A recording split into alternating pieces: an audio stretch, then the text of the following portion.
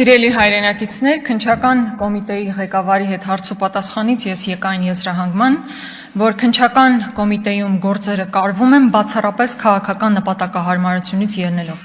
Փորձեմ բացատրել ինչ նկատի ունեմ։ Երկու դրվագ եմ վկայակոչում, ասում եմ Մասիվի թաղապետը օրը ցերեկով ուղիղ եթերով գրեթե 10 հոգով բռունցքներով հարձակվում են մեկ մարդու վրա եւ դրա հետևանքն ամենևին չի լինում այն, որ տվյալ մարդը կալանավորվի։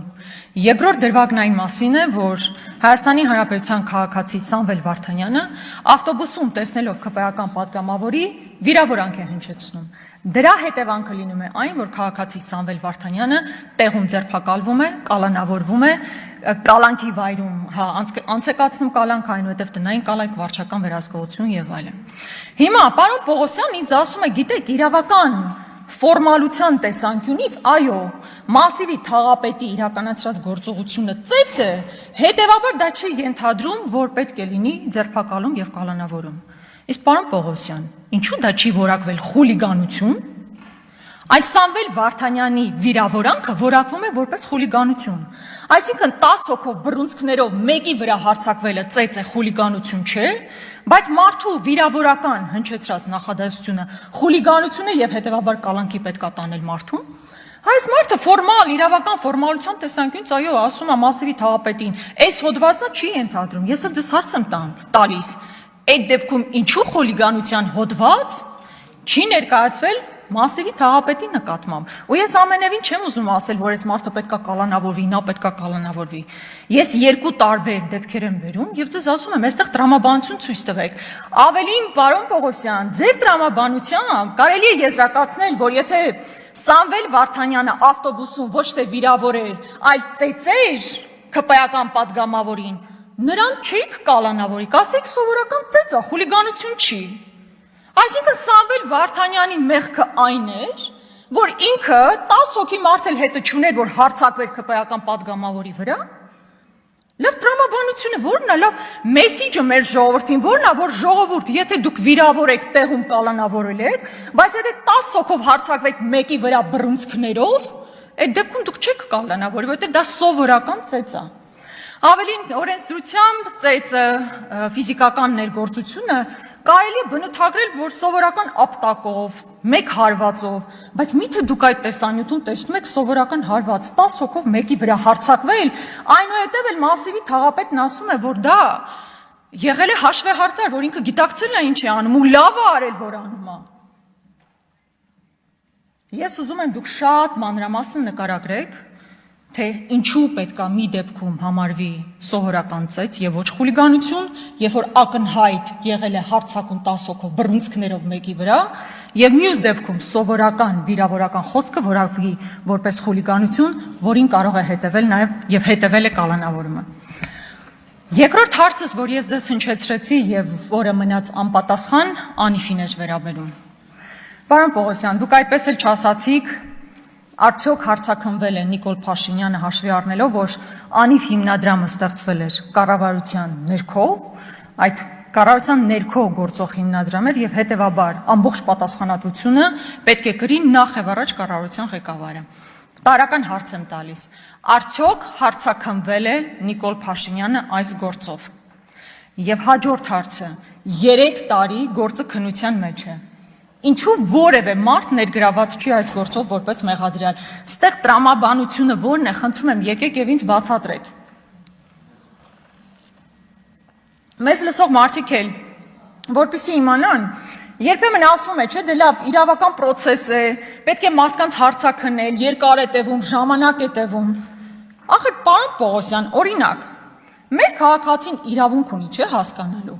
Իր վճարած գումարներից, երբ որ կառավարությունը տրամադրում է $500,000 քաղաքի կենտրոնում կաֆե, սրճարան բացելու համար, մարդ պիտի հասկանա, չէ, թե դա իր որ շահից էր ելնում, որ հանրային շահն էր պարտադրում, որպեսզի որոշում կայացվեր $500,000 տրամադրվեր ինչ որ սրճարան բացելու համար։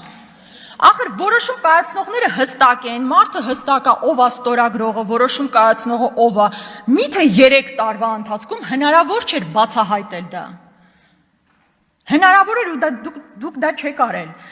Ну, խոսքը այս պահին ձեզ է վերաբերում, բայց ձեզնից առաջ էլ մարդիկ դա չեն բացահայտել։ Նույնը Մոսկվայի մասնաճյուղ ուղարկվել է $6.9 միլիոն, մոտ $7 միլիոն։ $7 միլիոն 3 առնվազն 4 նոր դպրոց կարելի էր կառուցել։ Հիմա դժվար է հասկանալ այդ $7 միլիոն Մոսկվա գրասենյակ ուղարկելու որոշումը ով է կայացրել։ Ում է գնացել։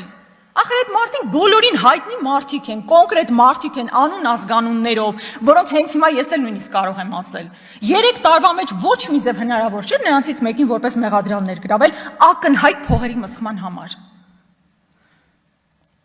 Կամ հաջորդը, դրա մասին մի անգամ էլ Նիկոլ Փաշինյանին եմ հարցրել։ 1.5 միլիարդ փոխանցվել է օֆշորային կազմակերպությունում, մի օֆշորային կազմակերպության, որի ղեկավարը տարբեր հրապարակումների բերումով պարզվել է, որ Տիգրան Ավինյանի կնոջ ընկերուհին է։ Դե լավ, ենթադրենք կնոջ ընկերուհին էլ չէ, ու Ավինյանը հեչ կապ չունի։ Լավ, հնարավոր չէ հասկանալ, ով է ստորագրել որոշում,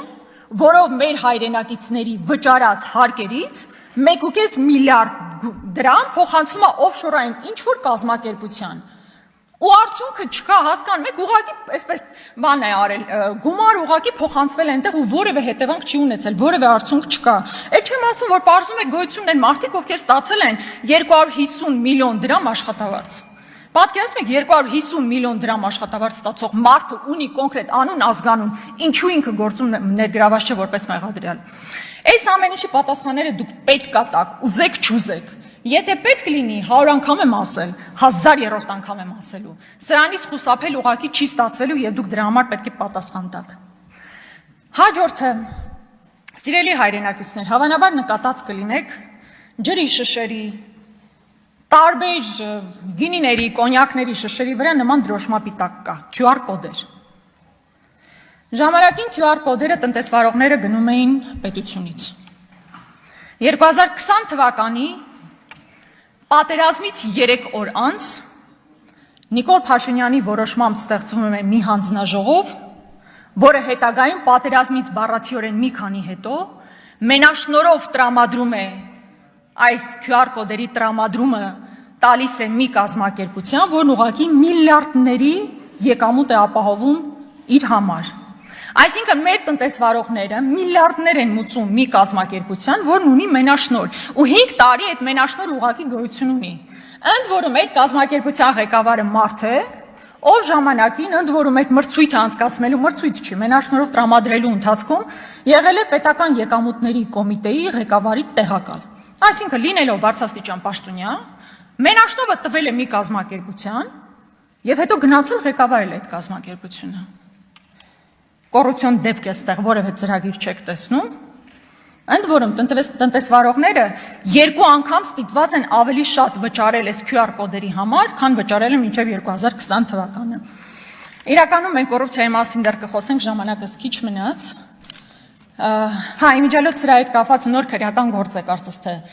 նախաձեռնվել, ես հետևողական եմ լինելու հասկանալու, թե ինչու է այդպես ստացվել, որ մենաշնորհ է տրվել եւ արդյոք պատասխանատվության չեն ենթարկվելու այդ մարդիկ։ Այսօր Արտուր Հովհաննիսյանը կարծես թե հորդորում էր ինչ-որ մարդկանց նայել իմ աչքերի մեջ եւ հեկ տեսնել, ակնհայտորեն տվյալ անձը տեսողության հետ կապված խնդիրներ ունի